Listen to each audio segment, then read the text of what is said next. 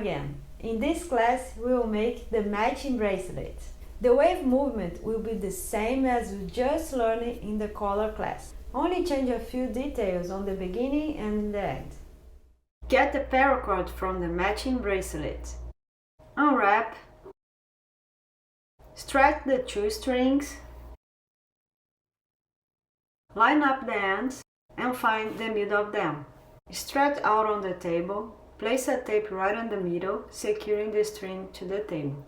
In the special detail bag, find this paw bead. Take one of the ends and pass it through the bead. Run all the way to the tape. This part you already learned in the collar class, but I invite you to watch it again.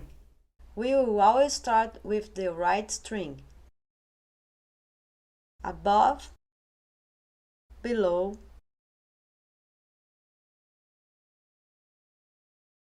down in parallel. This loop is armed like a snake. That's how it should be. Now your right hand will go under it and catch the left string like this. The end of the string will enter this looping from outside. Make the rope run all the way. Now the adjustment, which is also very important.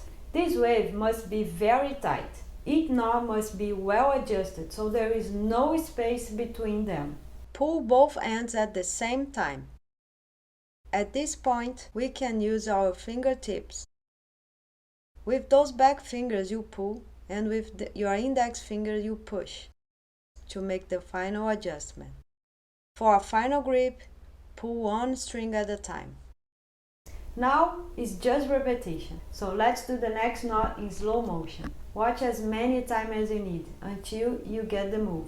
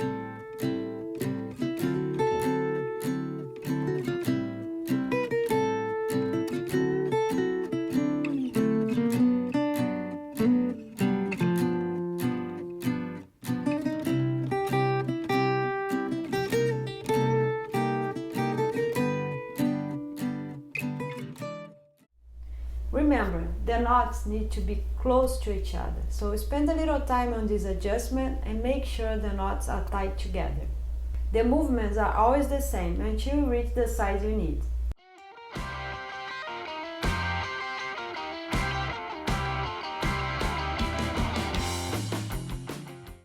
Don't forget, the bead must be in the middle of the bracelet, so we must make the same number of knots on each side. Normally, a bracelet has between 8 to 10 knots on each side, depending on the size of your wrist.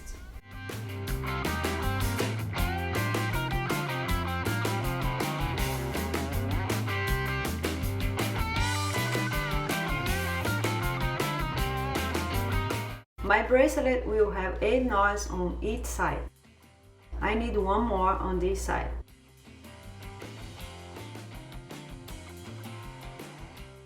Now let's test it on the wrist.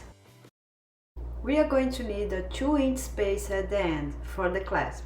If the space is less than 2 inches, I suggest undoing a knot on each side. After checking the size, let's get this clasp in the special details bag. Take one of the strings with the clasp like this, pass the end of the paracord and run.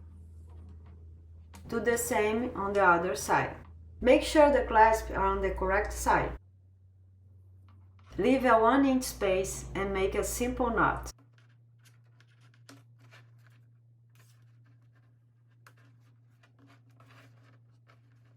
Now let's simulate the bracelet on the wrist to confirm the size before cutting the end. Note, I have about 1 inch of string left on each side.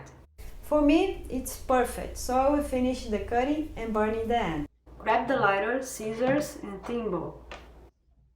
Attention, the clasp must be right after the last knot. The cut must be after the clasp. Hold tight and take care that the clasp does not slip out of the rope. Let it melt for about 10 seconds.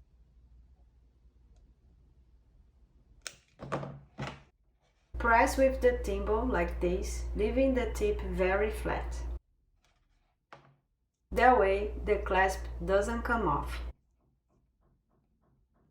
Let's do the same on the other side.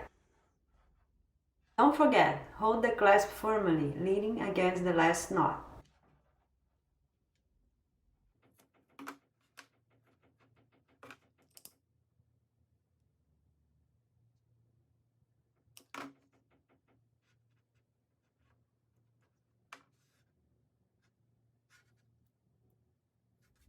Let's check the size. Yes, the size looks perfect for me. Now we can cut the other end that is left. Why do I prefer to cut these strings last? Because if we do something wrong with those first ones, we can still use these two to save the bracelet. Make a final grip by pulling the string. Cut the end like this. Use the lighter to melt and with the thimble press, making the tip flat so it doesn't slip out. Let's do the same on the other side.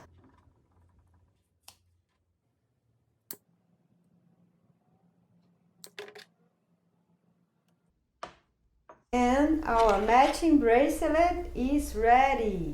Well, I hope you enjoyed this short journey of making art for your pet, and I can't wait to see you again in another class.